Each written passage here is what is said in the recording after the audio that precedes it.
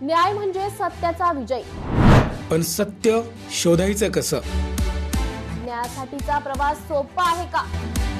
तुमच्या हक्कांची संपूर्ण माहिती आहे का? कायद्याचे गूढ उलगडणार, सत्य समजावून सांगणार तज्ञ वकील।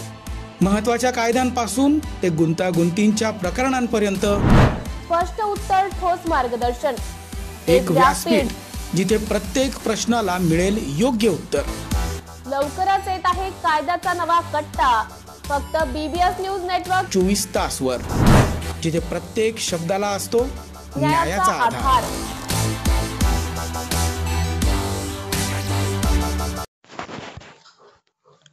काँग्रेस प्रदेशाध्यक्ष हर्षवर्धन सपकाळ यांची पत्रकार परिषद। भाजपविषयी बोलताना ते म्हणाले की भाजपचे अनेक फेल्युअर, टोळ्या एकत्र येऊन स्थापन झालेलं सरकार, गँग ऑफ सरकार, या सरकारमध्ये मानपानाचा खेळ, काँग्रेस एका आंदोलनाचे नाव। पुढे महाविकास आघाडी संदर्भात बोलताना ते म्हणाले की आघाडी आणि युती ही अपरिहार्यता महाराष्ट्राच्या राजकारणात आम्हाला महाविकास आघाडी करताना अडचणी आल्या। महाराष्ट्राची सद्भावना लयाला नेण्याचं काम भाजपने केलं। खोक्या रिटर्न्स नवीन खोक्यात जन्माला आलाय। या अगोदर 50 कोटी एकदम ओके असं ऐकलं होतं। कोकणातील सामाजिक स्वास्थ्य भाजपकडून बिघडवले जात आहे। कोकणातील नैसर्गिक साधन संपत्ती उद्योजकांना विकायची आहे। उद्योगपतींना सांभाळण्याकरिता कोकणातल्या सामान्य माणसाचा बळी देऊ नका। उद्योगधंद्यांविषयी त्यांनी आपलं मत स्पष्ट केलं की महाराष्ट्रातील उद्योग गुजरातकडे वळवले जात आहेत। मुंबई गुजरातमध्ये गेली नाही याचे शल्य दिल्लीतल्या 2 नेत्यांना आहे। औरंगजेबाविषयी बोलताना ते म्हणाले की औरंगजेबा एवढेच देवेंद्र फडणवीस क्रूर। औरंगजेब आणि देवेंद्र यांचा कारभार एकसारखा। मराठी माणसांचा इतिहास, महाराजांचा इतिहास पुसून टाकायचा आहे। मराठी माणसांना औरंगजेबाला आपल्या मराठी मातीत गाडलं।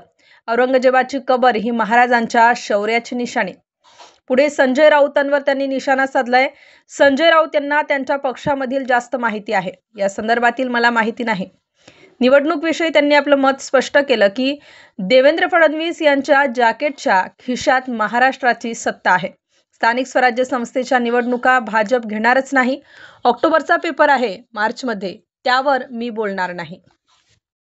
ठीक आहे, देशात आणि महाराष्ट्रात भाजप प्रणित सरकार आहे आणि हे सरकार कार्यरत असताना सभ्यता, संस्कृती, परंपरा, अर्थातच संविधानाच्या सर्व मूल्यांची अनदेखी करत पुढे चाललेलं एक अमानुष आणि प्रतिगामी स्वरूपाचं एक सरकार केंद्रात आणि राज्यात आहे। मात्र या सरकारचा जो हेका आहे याची किंमत समाजाला चुकावी लागत आहे।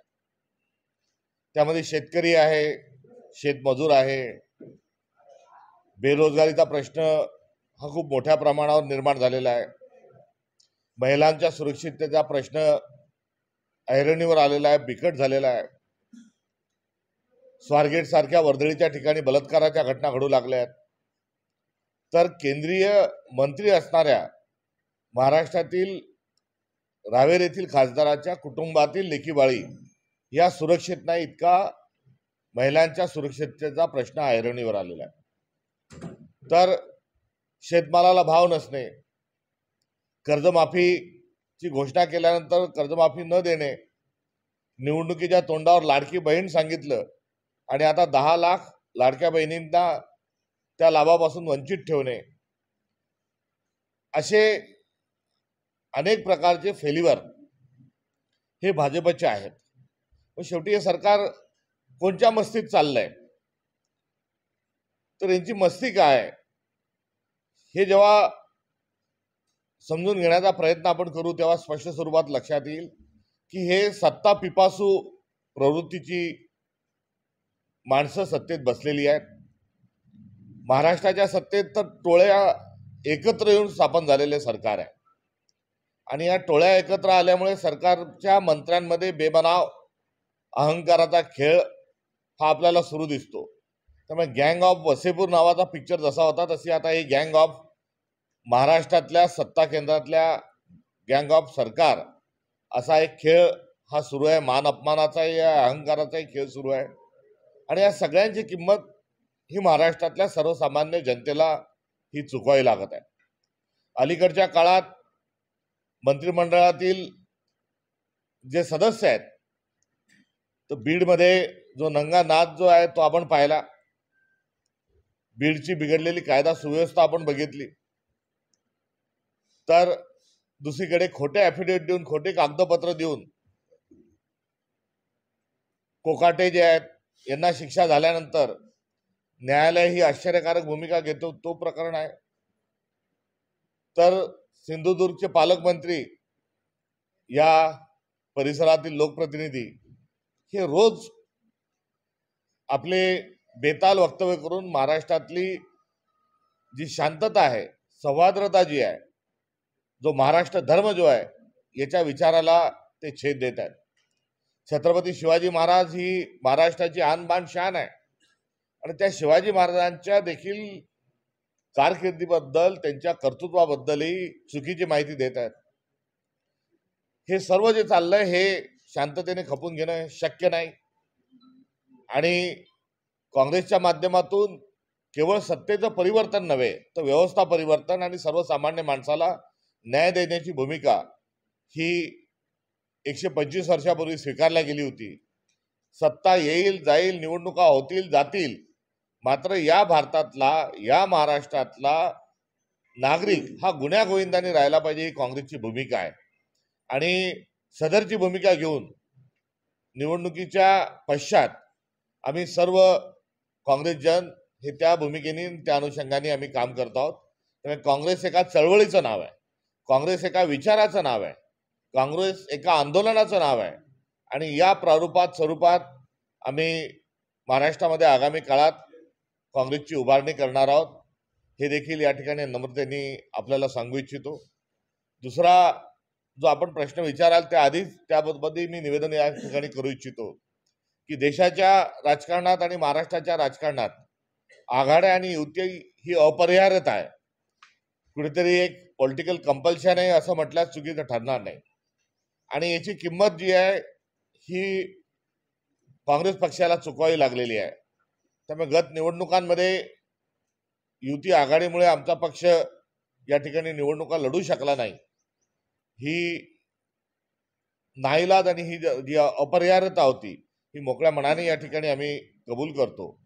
देश पातळीवर इंडिया अलायन्स पार्टनर आम्ही असल्यामुळे आणि महाराष्ट्रामध्ये आम्ही महाविकास आघाडीच्या माध्यमातून काम करत असल्यामुळे कुठे अडचणी आणि मर्यादा या जरूर आम्हाला आल्या होत्या. मात्र देश पातळीवर जेव्हा आपण विचार करतो तेव्हा दोनच पक्ष हे आपल्याला आढळतात. एक म्हणजे सत्ताधारी भाजप आणि त्या सत्ताधारी भाजपासोबत भांडवलदारी आहेत आणि दुसरीकडे समाजवादासाठी लढणारा आणि भाजपच्या मूलभूत विचाराच्या विरोधात लढणारा काँग्रेस, असे दोनच विचार प्रवाह देशभरात आहेत. आणि या परंपरा असणाऱ्या, लिगसी असणाऱ्या आणि भारताचा डीएनए आणि काँग्रेसचा डीएनए हा एकच आहे, त्याची जाणीव ठेवून ती जबाबदारी स्वीकारून काँग्रेस पक्ष हा कार्यरत आहे. आणि या दौऱ्यांच्या अनुषंगानं आम्ही जी आमची जबाबदारी आहे ती जबाबदारी पूर्ण करण्याच्या अनुषंगानं आणि विरोधात जो आमचा आवाज आहे, विरोधातच नव्हे तर भारताला अभिप्रेत असणारी जी समाज व्यवस्था आहे ती निर्माण करण्याचं ध्येय, उद्दिष्ट आणि संविधानाला अभिप्रेत भारत निर्माण करण्याचं काम जे काँग्रेस पक्षाच्या प्रत्येक कार्यकर्त्याचं मूलभूत कर्तव्य आहे त्याची अंमलबजावणी करण्याच्या अनुषंगाने हा सगळा प्रदेशाध्यक्ष या नात्यानं माझा दौरा आहे. ज्या जिल्ह्यामध्ये तुलनेने काँग्रेसची ताकद कमी आहे असे आरोप आमच्यावर होतात, अशा सिंधुदुर्ग, रत्नागिरीपासूनच प्रांताध्यक्ष या नात्यानं माझा दौरा सुरू झाला आहे.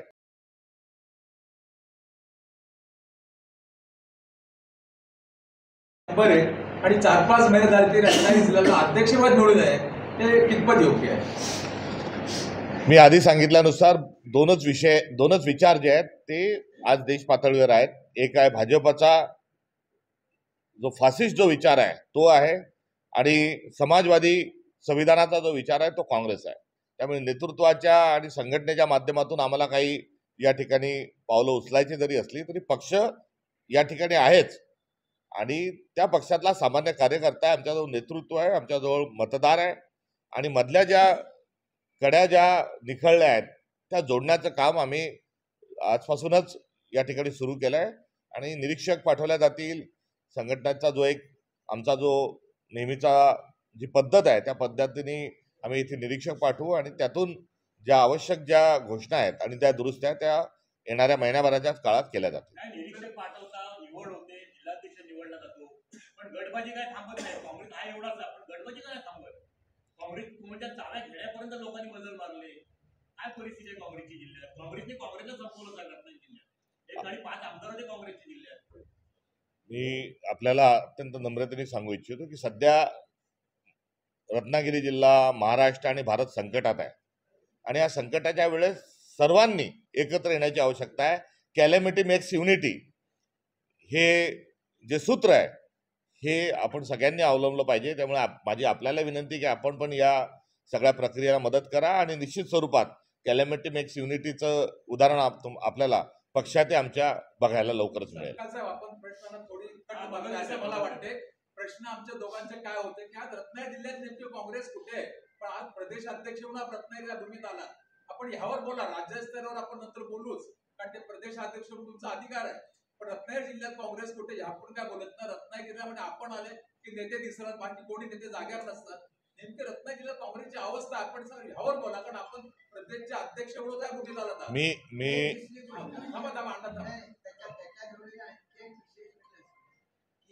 स्वातंत्र्य ज्यांनी नेतृत्व केलं ते कोकणचे गांधी ओळखले जाणारे पटवर्धन हे रत्नागिरी जिल्ह्यातले त्यांनी स्थापन केलेल्या काँग्रेसला नेतृत्व नाही ही दुर्दैवाची गोष्ट नाही. बोला साहेब, आपण बाकी जिल्ह्यात राज्याचं बोलू. आपण सर्वच बोलू आणि मी या कोकणातून प्रेरणा घेऊन पुढे जाण्यासाठीच आलेलो आहोत. काल गोपुरी आश्रमात जाऊन त्या ठिकाणी पटवर्धनांना च्या पुढे नतमस्तक होऊन त्या सुवर्ण काळाची आणि त्या लिगसीची स्मरण केलंय. यापूर्वी मी वारंवार गोपुरीत जो आलो होतो तो माझा जुना ऋणानुबंधही गोपुरीशी आहे. एक वेळ अशी होती की गोपुरीमध्ये येऊन मी राहावं हे जयवंतराव मटकरांचा प्रस्तावाचंही त्या निमित्ताने आठवण आली. हा संदर्भ सांगण्याचं कारण असं की आपण जे सगळं सांगताय ती लिगसीची पूर्णतः ही जाणीव आहे आणि मी काही आपल्या प्रश्नांना काही उत्तर देत नाही आहे किंवा त्याला बगल देतोय असा कुठलाच भाग नाही. माझं तोंड पुढे आहे आणि काही माझ्या पाठी प्रश्न आहे ते माझी पाठ सोडत नाही. त्यामुळे मला सगळं पुढचं दिसतंय, मागचं काही मला दिसत नाही, कारण मी पुढे बघतोय. त्यामुळे छोडो कल की बात पुराणी असं म्हणण्याची वेळ ही खरोखर काँग्रेसला आली आहे. 2 दिवसापूर्वी होळी पण झाली आहे. त्या होळीमध्ये आमचे असणाऱ्या उणिवा, आमच्यातले असणारे काही मतभेद हे सगळे आम्ही जाळून टाकले आहेत आणि आता शिमगा सध्या सुरू आहे. त्यामुळे त्याच्यात बोंबा आम्ही मारणार नाही. मात्र जे असेल नसेल तर शिमग्याच्याही बोंबा मारून घेऊ. मात्र एका दिलाने ही काँग्रेस पुढे नेण्याचा प्रयत्न राहील. जिल्हाध्यक्ष निवडल्यानंतर बोंबा मारायला सुरुवात व्हायला नको एवढं काळजी घेऊ. साहेब, विषय असा आहे की महाराष्ट्राचं सरकार दावोसला जातं, विविध प्रकल्पांचे सामंजस्य करार करतं, मात्र रत्नागिरीत येणाऱ्या प्रकल्पांना विरोध होतो. रत्नागिरी प्रकल्प रद्द होतात. त्या संदर्भात आपण काय भूमिका रत्नागिरी उद्योग येत नाहीये आणि विजय वडेट्टीवार यांनी विधानसभेत सुद्धा वक्तव्य केलं होतं की 70 लाख बेरोजगार वाढलेले आहेत महाराष्ट्र राज्यामध्ये. तर आपण प्रदेशाध्यक्ष म्हणून काय भूमिका घेणार? महाराष्ट्रातले उद्योग हे गुजरातकडे वळवण्याचा एक मोठा वारंवार होत असणारा जो प्रकार आहे हा आपल्या सगळ्यांच्या समोर आहे आणि दुसऱ्या बाजूला महाराष्ट्रातली जे कार्यालय आहेत ती मुंबईतून हरवण्याचेही मोठे प्रकार हे घडत आहेत. कुठेतरी मुंबई गुजरातमध्ये गेली नाही याचं शल्य हे केंद्रातले जे 2 प्रभावी सर्वोच्च जे नेते आहेत यांच्या मनात ती सल आहे. त्यामुळे नुकतंच उद्योग तर अनेक गेलेलेच आहे, मात्र कार्यालय देखील जे आहेत ते कार्यालयही इतरत्र हलवण्याचं मोठं कारस्थान हे महाराष्ट्राच्या विरोधात हे रचल्या जात आहे आणि या संदर्भामध्ये ओरड करून सांगून परिणाम होताना आपल्याला दिसत नाही. कारण हे सरकार जे आहे हे मूकं, बहिरं आणि आंधळं आहे. हे थिक स्किन सरकार आहे. त्यामुळे आता थेट रस्त्यावर आल्याशिवाय कुठलाही मार्ग आणि पर्याय हा समाजातील सर्व घटकांना आणि काँग्रेस पक्षाला उरलेला नाही. त्यामुळे या संदर्भात जो पॉप्सकॉर्न असेल त्या संदर्भात आम्ही आंदोलन केलं. आता पेटंटचं कार्यालय हरवलं गेलंय त्याच्या संदर्भातही आम्ही आंदोलन करतोय. पण सार्वत्रिक याच्यावर ओरड ही वारंवार झाली पाहिजे. आमच्याही जे आंदोलन असतील या आंदोलनांना आपण माध्यम म्हणून सगळेजण समोर घेऊन येतात. मात्र ही जेव्हा जुना विषय निघेल तेव्हा हे सर्व पुन्हा वारंवार आपण पुढे आणलं पाहिजे. आणि हे जर आणलं नाही तर महाराष्ट्राची जी दुरावस्था आहे ही अधिक दुरावस्था करण्याच्या दृष्टिकोनातून आणि गुजरातचा इगो सॅटिस्फाईड करण्याकरता हे होत आहे. महाराष्ट्राचा जो अहवाल आहे सामाजिक अहवाल हा पुढे आला आहे. यामध्ये तेलंगणापेक्षाही गुजरातपेक्षाही तेलंगणापेक्षाही आपलं दरडोई उत्पन्न कमी झालेलं आहे. त्यामुळे दरडोई कर्ज वाढत चाललेलं आहे आणि दरडोई उत्पन्न कमी होत चाललेले असे जे सर्व माहिती जी आहे यातून बेरोजगारीचा प्रश्न आणि शेतकऱ्यांचे प्रश्न आज खरोखर ऐरणीवर आहे. आणि सरकार या संदर्भात बथ्थर झालेले काही करत नाही हे आपल्याला सगळ्यांना जाणून घेतलं पाहिजे.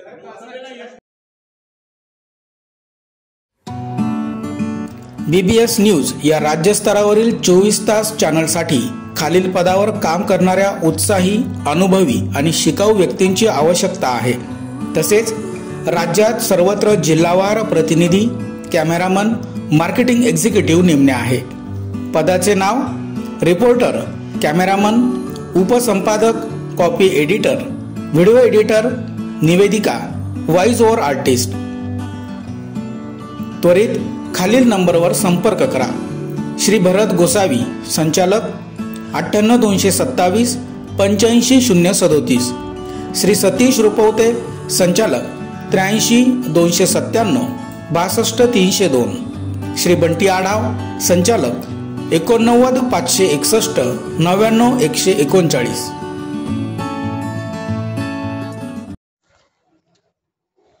डोर्लेवाडीत जगद्गुरू श्री संत तुकाराम महाराजांच्या बीज उत्सवाला खासदार सुप्रिया सुळे, युगेंद्र पवार यांची हजेरी. प्रतिदेहू समजल्या जाणाऱ्या डोर्लेवाडी गावात जगद्गुरू श्री संत तुकाराम महाराज यांचा बीज उत्सव सोहळा आज मोठ्या उत्साहात पार पडत आहे. या बीज उत्सव सोहळ्याला हजारो भाविकांनी हजेरी लावली आहे. या बीज उत्सवाच्या निमित्ताने खासदार सुप्रिया सुळे, युगेंद्र पवार यांनी हजेरी लावली आहे. दोघांनी सुरू असलेले कीर्तन ऐकत हरिनामाचा गजर केला आहे.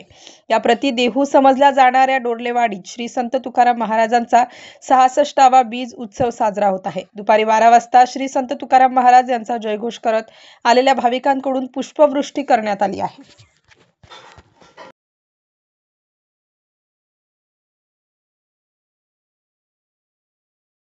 Shankar Education Societies, Dr. Kuchar Subhash High School, English Medium, Hindi Medium, Junior College of Commerce and Science, Nivlali Camp 422401. Admissions open, nursery to 10th for English and Hindi Medium, 11th and 12th Commerce and Science.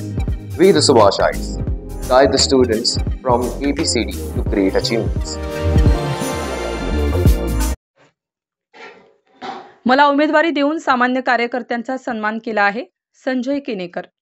अभिवादन करतो स्वर्गीय प्रमोद महाजन, स्वर्गीय गोपीनाथ मुंडे आणि स्वर्गीय शरद कुलकर्णी यांना. त्यांच्या मार्गदर्शनाने सुरुवात केली. कार्यकर्ता म्हणून काम केलं. सन्मान होईल का, कामाची पावती मिळेल का असा विचार केला नाही. प्रमोद महाजन यांच्याबरोबर आसाम, अमेठी येथेही काम केलं. जनतेसाठी खऱ्या अर्थाने दिलेला लढा पाहून देवेंद्र फडणवीस यांनी उमेदवारी देऊन सामान्य कार्यकर्त्याचा सन्मान केलाय. खऱ्या अर्थाने ताकद मिळते.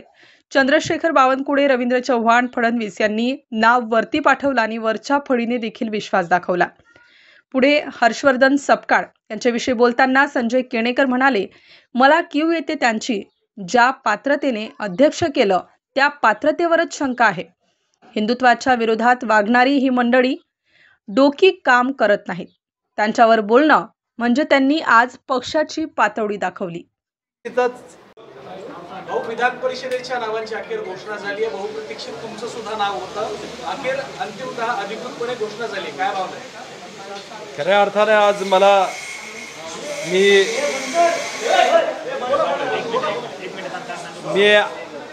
अभिवादन करतो.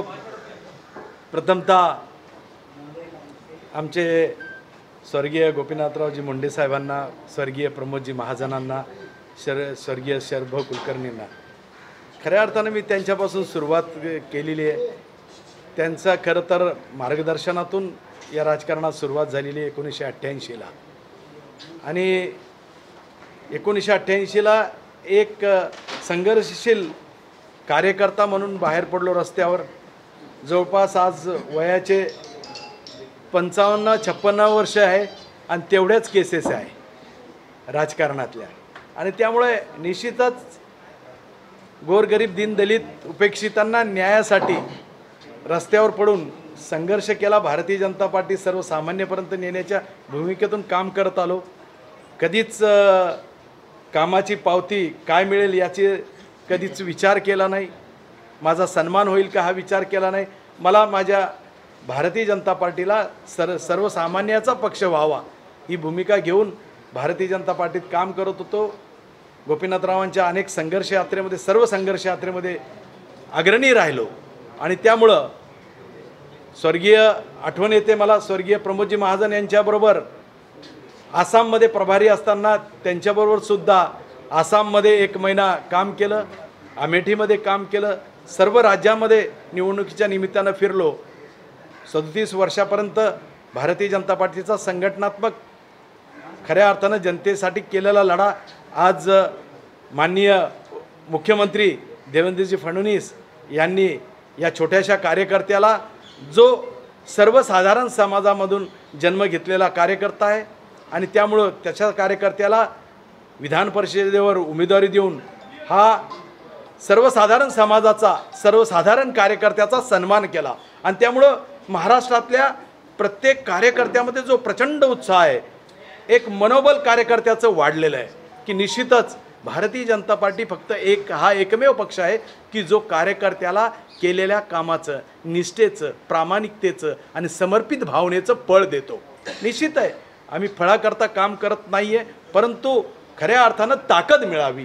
जी ताकद जनतेमध्ये नेऊन काम करायची असते, जनतेला न्याय द्यायचा असतो, दीनदलित उपेक्षित पीडितांना न्याय द्यायचा असतो, ती ताकद माननीय मुख्यमंत्र्यांनी तसेच माननीय मुख्यमंत्री देवेंद्र फडणवीस, माननीय आमचे अध्यक्ष महाराष्ट्राचे चंद्रशेखर बावनकुळेजी, तसेच कार्यकारी अध्यक्ष रवींद्र चव्हाण आणि खऱ्या अर्थानं त्यांनी नाव निवडून वरती पाठवलं. वरच्यांनी जो विश्वास दाखवला त्याही विश्वासासाठी मी वरच्या सर्व श्रेष्ठींचं मी आभार व्यक्त करतो, देवेंद्रजीचं आभार व्यक्त करतो.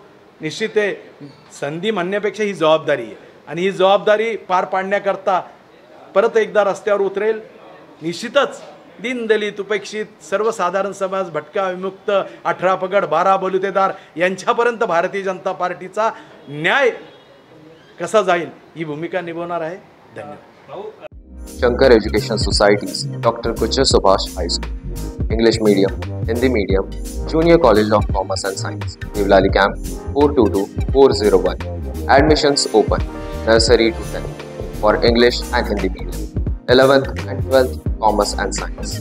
We the Subhashites guide the students from ABCD to great achievements.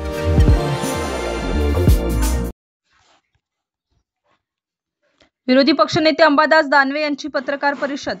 संभाजीनगरमध्ये तसं वातावरण नाही. काही हिंदू संघटना जरूर काही मागणी करत आहेत, मात्र त्यांचंच सरकार आहे. एकीकडे केंद्राकडून निधी दिला जातो, दुसरीकडे आंदोलनाची हाक दिली जात आहे. दोन्ही बाजूने ढोल वाजवले जात आहेत. औरंगजेबाच्या विचाराचे विरोध नक्कीच आहे. अतुल भातखळकर काय मुख्यमंत्री त्यांचेच आहे? एक पत्र लिहा आणि काढून टाका. समाजात अशांतता कशासाठी? बाबरी पाडताना ते आमचे लोक नाही म्हणणारे हेच. महाराष्ट्रात अराजकता पसरवण्याचा डाव. पुढे नितेश राणे यांच्याविषयी बोलताना ते म्हणाले की त्यांच्याविषयी बोलणं म्हणजे आपलं तोंड खराब करण्यासारखं. मॅच्युअर नाहीत ते. शेतकरी आत्महत्येविषयी त्यांनी आपलं मत स्पष्ट केलं की बुलढाण्यातील आदर्श शेतकऱ्यांनी आत्महत्या केली. 18 वर्ष विना पगाराने काम केलं. विना अनुदानित संस्था काम करतात, त्याची नियमावली तपासायला हवी. लाडकी बहीण योजनेविषयी ते म्हणाले की निवडणुकीचा जुमला म्हणून ही योजना होती. शिंदेंनी 1500 ते 1500चे 2100 करण्याचं आश्वासन दिलं. आदिवासी विभाग सामाजिक न्यायाचा निधी वळवला. याच लाडक्या भावाला भाजपने बसवून टाकलं.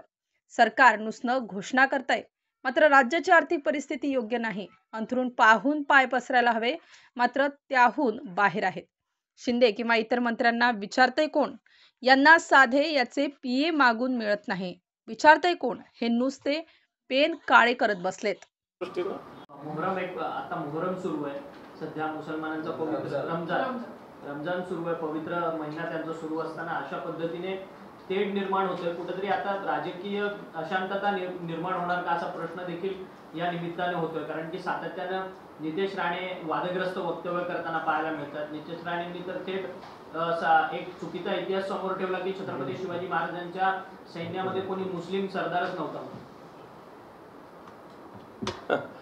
मला असं वाटतं नितेश राणेच्या विषयी बोलणं म्हणजे आपलं तोंड खराब करून घेणं आहे. कारण नितेश राणेंच्या विषयी तर मी मुळीच बोलणार नाही. कारण त्याच्या भूमिका ज्या पद्धतीनं खालच्या स्तरावर ज्या भूमिका व्यक्त करतात मला असं वाटतं परिपक्वतेचं मॅच्युरिटीचं लक्षण नाही. परंतु ज्या पद्धतीनं भारतीय जनता पार्टी या राज्यामध्ये या देशामध्ये अशांतता, मग होळी रमजान असेल, आता औरंगजेब असेल, मग ते मटणाचं काय हलाल आणि झटका काय मला त्याच्यातलं जास्त नॉलेज नाही ते असेल, असे सगळे विषय निर्माण करून आज हे सरकार कामच करत नाही आहे. आज शेतकऱ्यांनी बुलढाण्यातल्या एक आदर्श शेतकऱ्यांनी आत्महत्या केली. आज महिलावरचे अन्याय अत्याचार तुम्ही बघा. बीडमध्ये काय घडलं, परवा काल एका शिक्षकांनी आत्महत्या केली. हे विषय महत्त्वाचे नाही आहे. हे विषय महत्त्वाचे नाही. 18 वर्ष त्याला पगार नाही आहे, त्या शिक्षकांनी आत्महत्या केली. बुलढाण्याचा आदर्श शेतकरी आहे, त्यांनी आत्महत्या केली. हे विषय महत्त्वाचे नाही आपल्या राज्याच्या देशाच्या दृष्टीनं. मला असं वाटतं अशा विषयाकडे दुर्लक्ष व्हावं म्हणून असे विषय निर्माण केले जातात. पण सर तुम्ही आता एक प्रश्न उपस्थित केला की शिक्षकाने आत्महत्या केली. त्या शिक्षकाला जवळपास 18 वर्ष त्या आश्रमशाळेतल्या संस्थाचालकांनी पगार नव्हता दिलेला. तिथंचे विक्रम मुंडे म्हणून जे संस्थाचालक आहेत त्यांनी सांगितलं, त्या शिक्षकाला सांगितलं की पगार दिला नाही तर तू जाऊन गळफास घाल, तुझ्या जागेवरती मी दुसरा आणायला देखील मोकळा आहे. अशा पद्धतीने त्या संस्थाचालकांनी उद्गार त्याच्यासोबत केलेले होते. सुसाईड नोट त्यांनी लिहून ठेवलेली होती त्या शिक्षकाने. मला असं वाटतं ती सुसाईड नोट वाचल्यानंतर कोणत्याही हृदयात पाना फुटणार नाही असं होऊ शकत नाही. एक अतिशय संवेदनशीलतेनं ते पत्र वाचलं तर अंगावर शहार येतात असं पत्र त्या शिक्षकाचं आहे. 18 वर्ष विदाऊट पगार. एकीकडे शिक्षक मंडळी आंदोलन करतात विना अनुदान. खरं तर संस्था चालकाची जबाबदारी असते पगार देणं. संस्था चालकांनी शाळा काढल्या, संस्था काढल्या, स्वतः मान्य केलं विना अनुदानित आम्ही चालवतो म्हणून. विना अनुदानित जरी असली तरी शिक्षकांना पगार तेवढाच द्यावा लागतो जेवढा सरकार अनुदानित केल्यानंतर देत असतो. हे न करता मला असं वाटतं अशा संस्था 18 वर्ष शिक्षकाला वेट बिगारीपेक्षा भयानक आहे. नाही वेट बिगाराला तरी चला 1000चं 500 मिळतं, 500चं 200 मिळतं, या शिक्षकाला तर 0 मिळतं. आणि म्हणून अशा संस्था चालकाला जेलमध्ये टाकलं पाहिजे सगळ्यात आधी. हे विषय महत्त्वाचे आपल्या राज्यामध्ये. आज किती शिक्षक आंदोलन बसतात. मी सरकारने द्यावं न द्यावं याच्यात जात नाही, स्पष्ट बोलेल मी. भले विरोधी पक्ष नेता असले तरी मी काय सरकारने दिलं पाहिजे असं म्हणणार नाही. पण विना अनुदानित शाळा किंवा संस्था स्थापन करताना या संस्थेने जे काही ॲफिडेविट लिहून दिलेलं आहे त्याच्यानुसार यांना विना अनुदानित तर आहे आणि जे शिक्षक यांच्याकडे नोकरीला आहे त्यांना पूर्ण पगार द्यावा लागतो. हे देत नाही सरकारने. तर यांच्यावर गुन्हे दाखल केले पाहिजे आणि अशा संस्था चालकाला जेलमध्ये टाकलं पाहिजे सगळ्यात आधी. शिवेंद्रराजे भोसले यांनी म्हटलेलं आहे की काँग्रेसकडून कायमच छत्रपती संभाजी महाराज आणि शिवाजी महाराज यांचा इतिहास बदनाम करण्याचं काम केलं जातं आणि तसं षडयंत्रच काँग्रेसने सुरू केलेलं. ते त्याच पक्षात होते ना. आत्ता आले भाजपमध्ये 4 दिवस झाले. इतके दिवस कसा गोड लागला मग तो पक्ष. आत्ता सत्ता मिळाली म्हणून आले, राज्य असले म्हणून काय झालं. शेवटी सत्तेसाठीच आले ना. दुसरीकडे साहेब लाडक्या बहीण जे आहे त्या याच्यावर हे सरकार बहुमतावरती या ठिकाणी आलं, त्याचा गौरव झाला. मात्र कुठेही विविध खात्यातनं त्यांचा निधी हा लाडक्या बहिणीसाठी वळवण्यात आला असून सुद्धा 1500चे 2100 केलेले नाही आहेत अद्याप सरकारने. आणि दुसरीकडे एकनाथ शिंदे म्हणतायत की या लाडक्या बहिणींनीच मला लाडका भाऊ ही ओळख दिलेली आहे. मला असं वाटतं की सरकारने योजना केली त्याचं अभिनंदन आहे, शुभेच्छा आहे.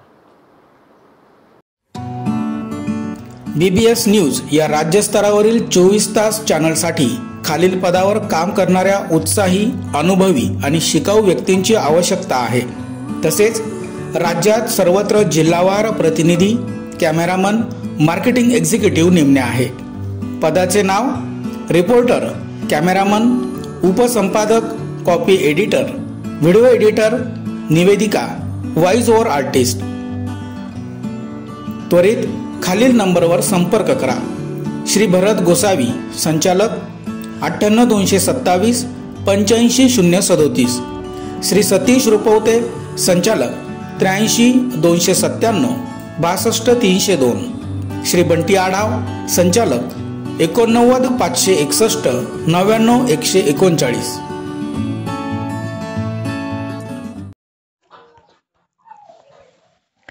कोयत्याचा धाक दाखवून लुटणाऱ्या टोळीला सोलापूर पोलिसांनी केले जेरबंद. कोयत्याचा धाक दाखवून लुटणाऱ्या टोळीला सोलापूर पोलिसांनी केलं जेरबंद. सोलापूर शहरातील लक्ष्मीनारायण थिएटर परिसरात एका केबल व्यावसायिक यांना कोयत्याचा धाक दाखवून 1,20,000ची टोळीने केली होती लूट. या प्रकरणी फिर्याद दाखल होताच सदर बझार पोलिसांनी तासाभरात कोयता टोळीच्या मुसक्या आवळल्या. 60,000चा मुद्देमाल जप्त करत 5 आरोपींना अटक तर 2 आरोपींचा शोध सुरू. मुन्ना सय्यद, विशाल बंदपट्टे, संतोष हुंडेकरी, सागर शिंदे आणि जयेंद्र जाधव अशी अटक करण्यात आलेल्यांची आहेत नावे. आरोपींनी घटना घडल्यानंतर गुन्ह्यातील पैसे आणि हत्यार कुमठा नाका परिसरातील इमारतीत ठेवले होते दडवून. मात्र या आरोपींना पोलिसी खाक्या दाखवल्यानंतर कोयता आणि मुद्देमालाची दिली पोलिसांनी माहिती. नमस्कार. सदर बाजार पोलीस ठाणे हद्दीमध्ये दिनांक 13 मार्च रोजी पहाटे 2:45 वाजता फिर्यादी हे एका रिक्षामधून जात असताना सोबत साक्षीदार होते. त्यांना अनोळखी 6 आरोपींनी अडवून कुमठा नाका या ठिकाणी कोयत्याचं धाक दाखवून आणि मारहाण करून त्यांच्याकडून 1,20,000 रुपयेची रक्कम जबरदस्तीने लुटून नेली बद्दल दरोड्याचा गुन्हा आमच्या पोस्टेला दाखल झाला होता.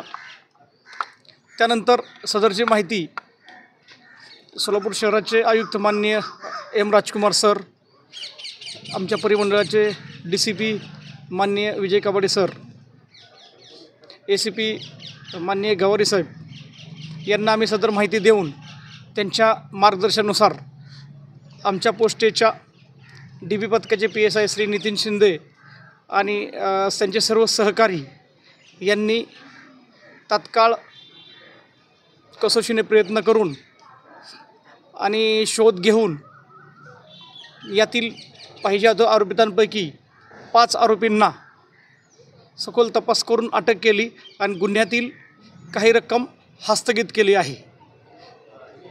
किती रक्कम? अद्यापर्यंत सुमारे 65,000ची रक्कम हस्तगत झालेली आहे. काही आरोपींचा शोध चालू आहे.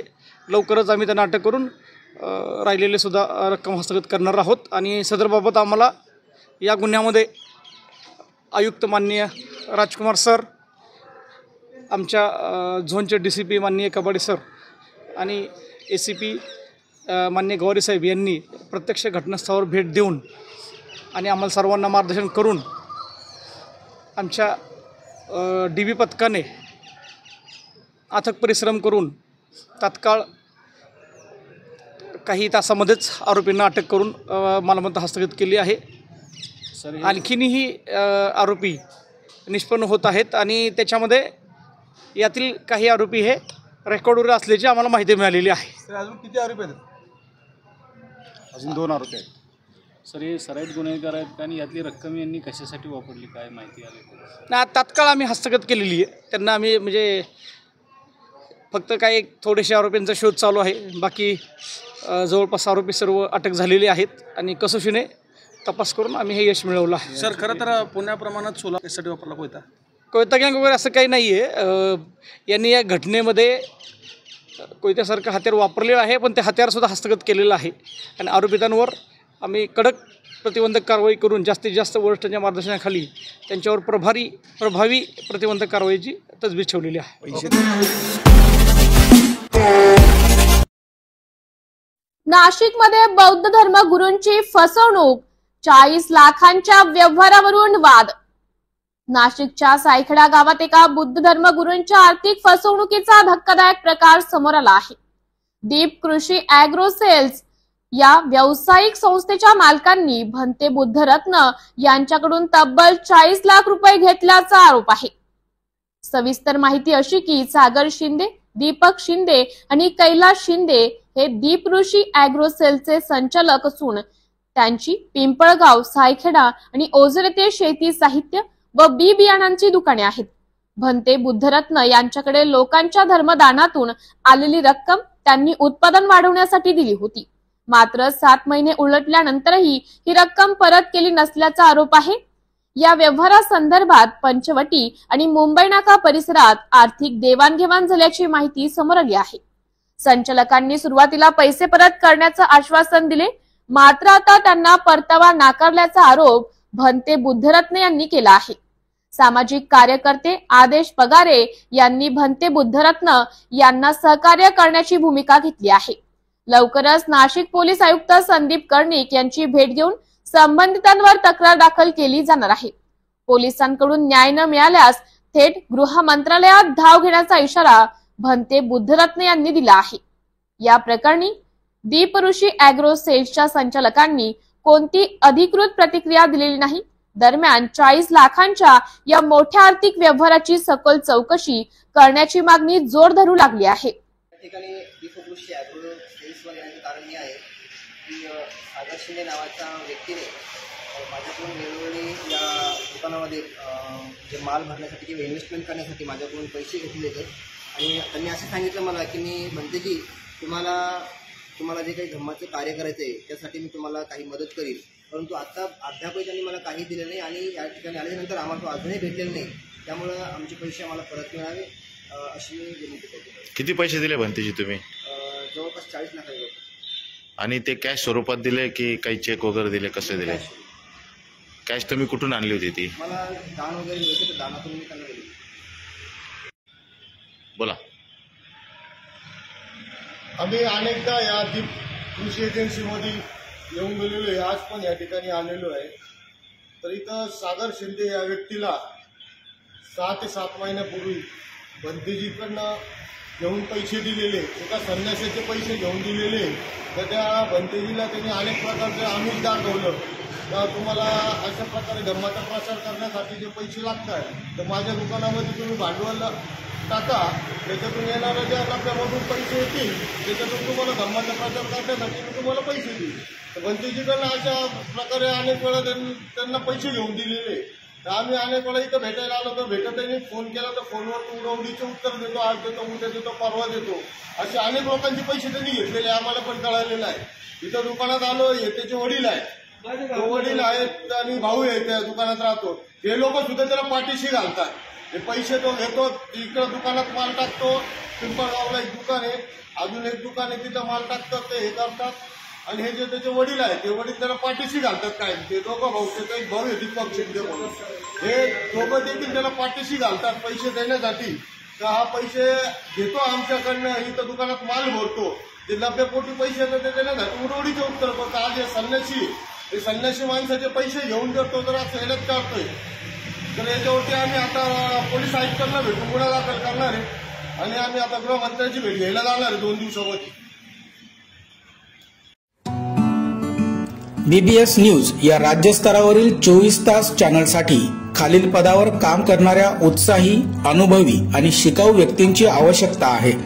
तसेच राज्यात सर्वत्र जिल्हावार प्रतिनिधी, कॅमेरामन, मार्केटिंग एक्झिक्युटिव्ह नेमणे आहे। पदाचे नाव: रिपोर्टर, कॅमेरामन, उपसंपादक, कॉपी एडिटर, व्हिडिओ एडिटर, निवेदिका, व्हॉइस ओव्हर आर्टिस्ट। त्वरित खालील नंबरवर संपर्क करा। श्री भरत गोसावी, संचालक, 98 227 85 037। श्री सतीश रुपवते, संचालक, 83 297 62 302। श्री बंटी आढाव, संचालक, 89 561 99 139। फ्लॅट तुम्ही पण येताय ना आमचं सॅम्पल फ्लॅट बघायला?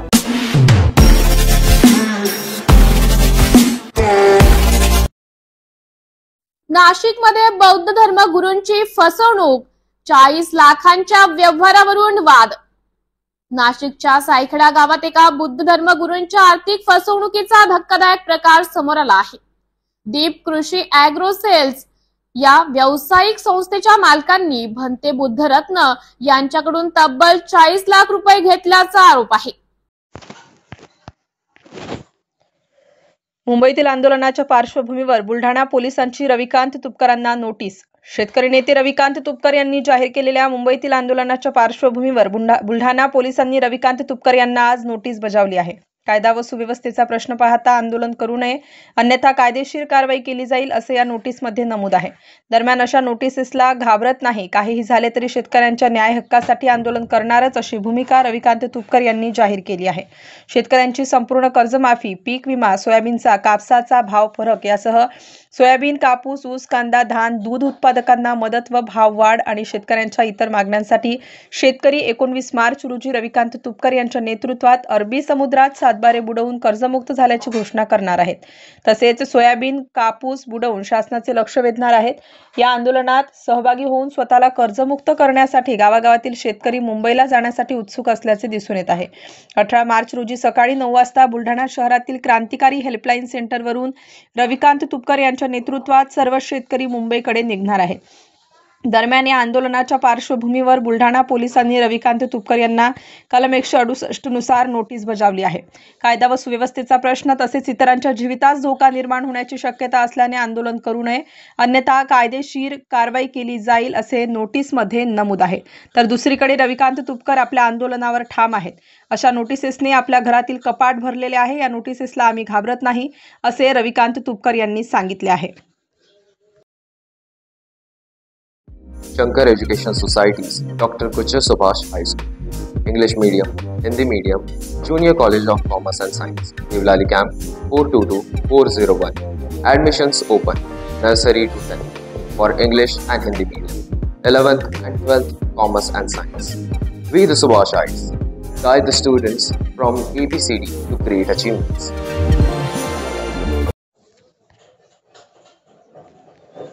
न्यायालयाच्या निकालावर संशय घेणे मूर्खपणा आहे, माणिकराव कोकाटे. शेतजमीन घटविषयी ते म्हणाले, रस्ते, पाटबंधारे, मार्केट कमिटी, विविध प्रकल्प यासाठी जमीन लागत असते. या गोष्टी हवेत होऊ शकत नाहीत.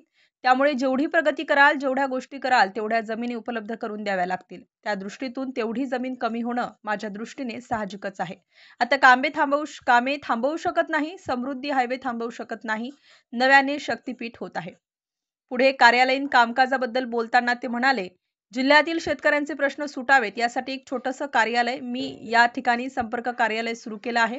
इथले प्रश्न राज्य पातळीवर सोडवण्याचा प्रयत्न करेल. या ठिकाणी आमचा स्टाफ असेल आणि मी देखील आठवड्यातून 2 दिवस या ठिकाणी उपलब्ध असेल. बोगस औषधी तक्रारी याविषयी बोलताना ते म्हणाले, या संदर्भात आज डेमो घेतलेला आहे. 2 कोटी रुपयांची मशीन त्यामध्ये टाकल्यानंतर समजते बोगस आहे की कसे आहे. माहिती तात्काळ मिळू शकते. फील्डवर लगेचच जागेवर रिझल्ट मिळू शकतो. पुढे शेतकरी आत्महत्या याविषयी त्यांनी आपलं मत स्पष्ट केलं. मी त्या संदर्भात माहिती घेतलेली नाही, परंतु शेतकरी आत्महत्यांचं प्रमाण वाढलेलं आहे. आपल्या माध्यमातून मला आकडेवारी माहिती झाली. मी माहिती घेतो आणि मग बोलतो. मी उपलब्ध करून द्यावे लागतील आणि त्या दृष्टिकोनातून तेवढी जमीन कमी होणं साहजिक आहे असं माझं मत आहे. परंतु त्यामध्ये थांबवायचं काय? आता समृद्धी हायवे झाला, समृद्धी हायवेला थांबू शकत नाही. त्याच्यानंतर आता नव्याने परत शक्तीपीठ या ठिकाणी हायवे होतो आहे. त्यानंतर नव्याने आपले काही रस्ते अप्रोचेसमध्ये मोठ्या प्रमाणात होणार आहे. काही MIDCच्या लँड अक्वायर होत आहेत. अशाप्रमाणे जमीन हळूहळू त्या ठिकाणी कमीच होत जाणार आहे. तो एक दुर्दैवाचा भाग आहे, पण त्याशिवाय अपरिहार्यता आहे, त्याशिवाय पर्याय नाही. 50% जास्त जमीन निकालावर काय चर्चा करायची आता? त्याच्यावरती न्यायालयीन बाब असल्यामुळे मला त्याच्यावर चर्चा करता येत नाही. हे मी अगोदर सांगितलेलं आहे. मला फक्त ह्या निकालाच्या केसमध्ये स्थगिती मिळालेली आहे, निकाल लागलेला नाही आहे. त्यामुळे तुम्ही सारखं निकाल विरोधक आहे तेच बोलतात, आपण मीडिया तेच बोलते. निकाल लागलेला नाही आहे. माझ्या खालच्या न्यायालयाच्या निकालाला स्थगिती देण्यात आलेली आहे. त्यामुळे निकाल लागायचा, अजून अपील चालायचं आहे. वेळ अजून ज्या कोर्टाने स्थगिती दिली आहे त्या कोर्टावर आता लोकप्रतिनिधी खुलेपणे आरोप करतायत. तो प्रत्येक जण आपापल्या सोयीने या ठिकाणी भाष्य करतो. मला एक सांगा की न्यायालयावरती अशा प्रकारचा संशय व्यक्त करणं म्हणजे हे मूर्खपणाचंच लक्षण आहे. कारण खालच्या न्यायालयाने जर निकाल उरतात त्या संदर्भात तुम्ही काहीच बोलत नाही, वरच्या न्यायालयाने स्थगिती दिली म्हणून तुम्ही लगेच निगेटिव्ह बोलायला लागले. म्हणजे तुम्ही तुमच्या सोयीचं घेता का? म्हणजे तुम्हाला काहीतरी टीका टिप्पणी करायला मटेरियल पाहिजे म्हणून तुम्ही तो विचार करता का? तर हे सगळं चुकीचं आहे, राजकीय आहे याच्या पाठीमागे षडयंत्र. त्यामुळे राजकीय लोकांनी काय बोलावं काय बोलू नये तो त्यांचा भाग आहे. सीज असेल किंवा तिकडचा जो अजून सुरू झालेला बघा, आयात आणि निर्यात हे धोरण आहे. याच्यामध्ये या धोरणांमध्ये शेतकऱ्यांना 2 पैसे मिळावेत अशी प्रत्येक शेतकऱ्याची अपेक्षा असते आणि कृषी खात्याची पण अपेक्षा तीच आहे.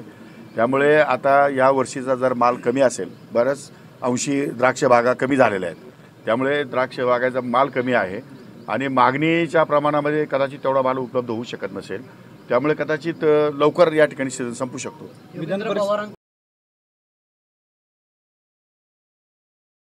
नाशिक विभागातील शेतकऱ्यांना या ठिकाणी माझ्या कार्यालयाशी संपर्क साधता यावा, त्यांचे प्रश्न या ठिकाणी सुटावेत या उद्देशाने एक छोटंसं कार्यालय मी या ठिकाणी सुरू केलेलं आहे, संपर्क कार्यालय माझं. जोपर्यंत नवीन संपर्क कार्यालय होत नाही तोपर्यंत या भागात इथूनच या विभागातल्या शेतकऱ्यांना संपर्क करता येईल आणि इथले प्रश्न राज्य पातळीवर सोडवण्यासाठी इथे काही आमचे स्टाफ या ठिकाणी बसलेला असेल, तो स्टाफ या ठिकाणी मदत करेल आणि मी सुद्धा आठवड्यातून 2-4 दिवस 2-4 तास या ठिकाणी येऊन बसणार आहे. त्यासाठी आज हे कार्यालय सुरू केलं आहे. 3 महिन्यापेक्षा जास्त कालावधी. यंत्रणा त्यासाठी कार्यान्वित करणार का आपण? हो, यंत्रणा सुरू आहे ना, यंत्रणा कार्य चालू आहे, डेमो चालू आहे. वेगवेगळ्या ठिकाणी वेगवेगळ्या भागामध्ये आम्ही या ठिकाणी जाऊन त्याची तपासणी करतोय आणि मार्केटमध्ये जे जे टेक्निक नव्याने उपलब्ध आहेत ते नव्याने टेक्निक आणून आणि शेतीमध्ये उत्पादन खर्च कसा कमी करता येईल या दृष्टिकोनातून आमचा प्रयत्न राहणार. त्याच्या प्रयत्न करत असतो, त्यांचा प्रयत्न करणं साहजिक आहे, आमचे प्रयत्न करणं साहजिक आहे, ही साहजिक प्रक्रिया आहे. त्यामुळे या सगळ्या प्रक्रियेमध्ये आम्ही सर्वजण पक्ष म्हणून या ठिकाणी सामोरं जात असताना आमच्या अपेक्षा वाढल्या तर काही गैर नाही, परंतु कोणाचं तरी काढून घ्यायचं, कोणाचं तरी हिसकून घ्यायचं असा विचार आमच्या मनामध्ये नाही. मेरिटली राज्यातल्या जनतेने दादांच्या पाठीशी उभं राहावं अशी आमची सर्वांची मनापासूनची धारणा आहे. भेटू ना, काय बिघडलं? खासदार आहेत, खासदार म्हणून कामासाठी कोणाकडे जाऊ शकतात. सरकार आहे, सरकारमध्ये कोणत्यापेक्षा सरकारला एकदा निवडणूक संपल्यानंतर तो खासदार असो, आमदार असो, जिल्हा परिषद, कॉर्पोरेटर कुणी असो, तो त्या जनतेचा लोकप्रतिनिधी असतो आणि लोकप्रतिनिधी म्हणून लोकांच्या कामासाठी कोणाला सरकारला भेटावं, मंत्र्यांना भेटावं हा अधिकार प्रत्येकाचा आहे. त्यामुळे त्यांना भेटल्यात काही गैर असं मला वाटत नाही.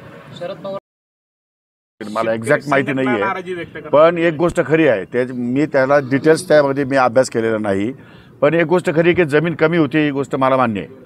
कारण वेगवेगळ्या प्रकल्पासाठी जी जमीन अधिकृत केली जाते त्यासाठी जमीनच लागणार आहे, त्यामुळे ती जमीन कमी होणं साहजिक आहे. ती म्हणजे विकासाची प्रक्रिया आहे, त्यामुळे त्यात काही गैर असं मला वाटत नाही. कारखान्यांनी मागणी करणं साहजिक आहे. कारखाने सध्या तोट्यामध्ये चाललेले आहेत आणि त्याच्यामुळे केंद्र सरकार आणि राज्य सरकार मिळून त्यांना मदत करण्यासंदर्भात हार्वेस्टरची स्कीम आम्ही या ठिकाणी आणतोय, जेणेकरून लेबरवरती खर्च कमी होईल आणि हार्वेस्टरच्या माध्यमातून कारखान्यांना या ठिकाणी बळकटी मिळेल असाही विचार कृषी खात्याच्या वतीनं आम्ही करतो. यांनी म्हटलंय कार्यकर्त्यांना आदेश दिले आहेत की हॅलोऐवजी आता जय शिवराय म्हणा. चांगली गोष्ट आहे, काय वाईट आहे? शिवाजी महाराजांच्या संदर्भात राज्यामध्ये जय शिवराय म्हणणं हे प्राऊड फील करण्यासारखं आहे. त्यामुळे ते म्हणत असतील तर चांगली गोष्ट आहे, वाईट काय नाही. कोकटे साहेब तुमच्या विरुद्ध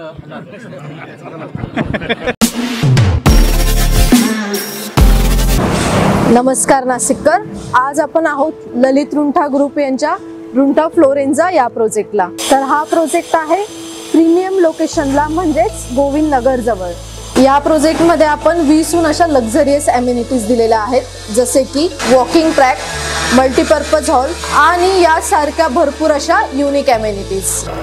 चला तर मग बघूया आपण आपला सॅम्पल फ्लॅट. तर हा आहे आपला प्रशस्त असा लिव्हिंग रूम आणि याला आपण सुंदर अशी बाल्कनी दिलेली आहे. हा आहे आपला डायनिंग टेबल. तर हा आहे आपला किचन एरिया आणि आपण इथे किचन चॉपिंग काउंटर वेगळं दिलेलं आहे. इथे आपण दिलेले आहेत किचन ट्रॉलीज आणि स्टोरेजसाठी आपण इकडे कॅबिनेट्स पण दिलेले आहे आणि प्लस आपण इथे युटिलिटी एरिया पण दिलेला आहे. हा आहे आपला चिल्ड्रन बेडरूम आणि याचं वैशिष्ट्य म्हणजे इथे आपण फोल्डेबल असा बेड दिलेला आहे. इथे आपण दिलेला आहे कॉमन वॉशरूम, ज्याला अटॅच आपण मिरर सुद्धा दिलेला. हा आहे आपला मास्टर बेडरूम आणि ज्याला आपण अटॅच टॉयलेट आणि वॉशरूम दिलेला आहे. मग नाशिककर, कसा वाटला तुम्हाला आमचं सॅम्पल फ्लॅट? तुम्ही पण येत आहे ना आमचं सॅम्पल फ्लॅट बघायला?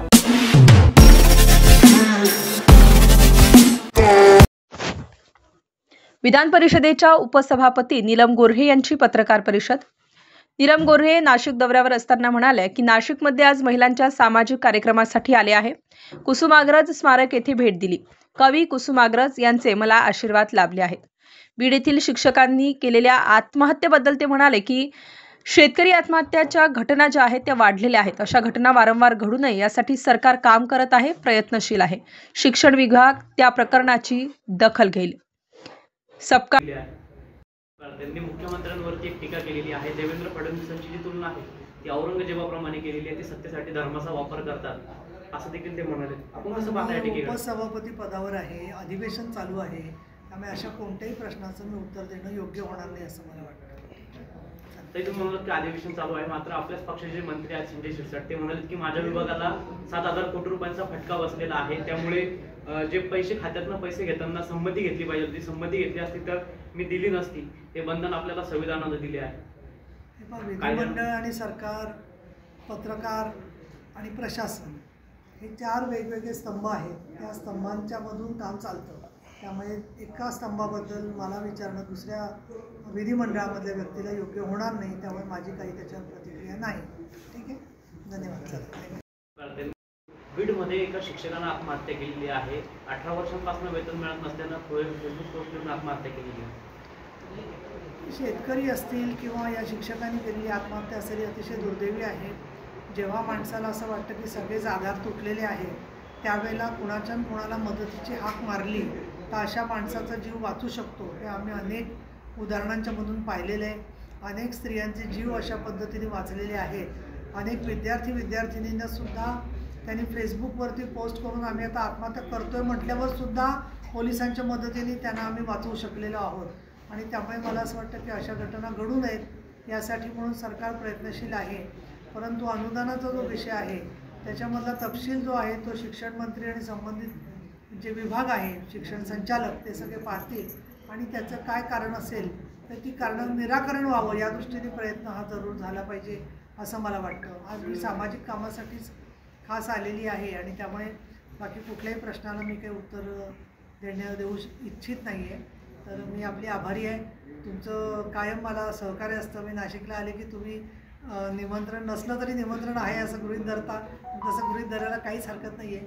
पण इतर कुठल्या अन्य विषयावरती मी चर्चा करणार नाही. काय कारण आहे? आज इथे महिला संस्था आहे आम्ही साऱ्या जणी नावाची, त्यांनी 21 वर्ष त्यांच्या कामाला पूर्ण झाली म्हणून इथे महिलांचा बैठक घेतलेली आहे, कार्यक्रम आहे. त्या कार्यक्रमासाठी प्रभाते कुलकर्णी यांचा माझा जवळजवळ गेले 20 वर्षाचा परिचय आहे आणि त्या जळगावला असल्यापासून त्या काम करत होत्या आणि त्यानंतर त्या नाशिकमध्ये येऊन त्यांनी आम्ही साऱ्या जणी अशा प्रकारची नाशिक शहरामध्ये महिला संघटना सुरुवात केलेली आहे. त्यांचा खूप आग्रह होता आणि त्यामध्ये सगळ्यांचे निमंत्रक आहे. सौ सीमा शिंपी, श्रीमती पद्मा सोनी, वृंदा लवाटे, संजीवनी कुलकर्णी यांनी कुर्तकोटी सभागृह, शंकराचार्य न्यास, गंगापूर रोड इथे मला निमंत्रित केलेलं आहे. त्यामुळे या मुख्यतः सामाजिक कार्यक्रमासाठी मी आलेली आहे. आणि कुसुमाग्रज प्रतिष्ठान यांच्या माझ्या कामाचा जेव्हापासून होते दादासाहेब तेव्हापासून माझा चांगला परिचय आहे.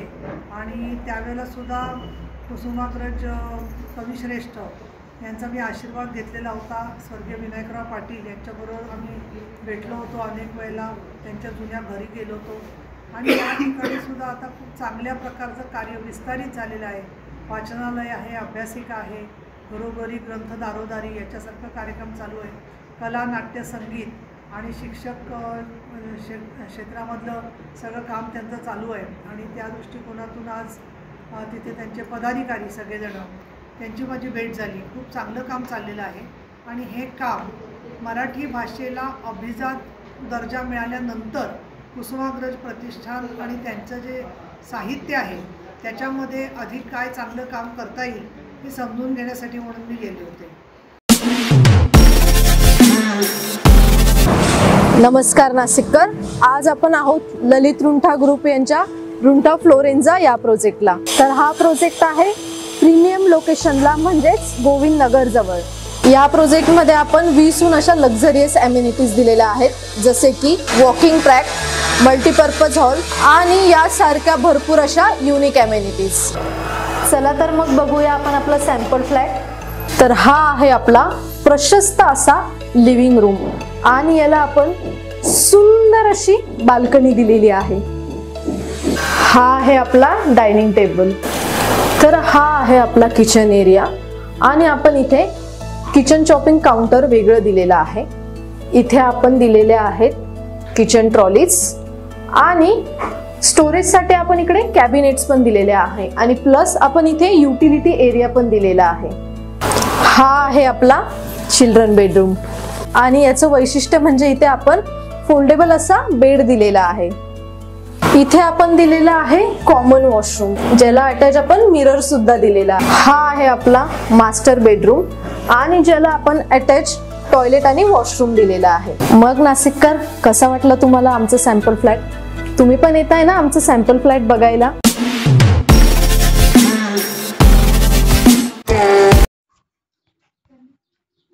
डोंबिवली घरडास सर्कल परिसरात वाहतुकीत मोठा बदल.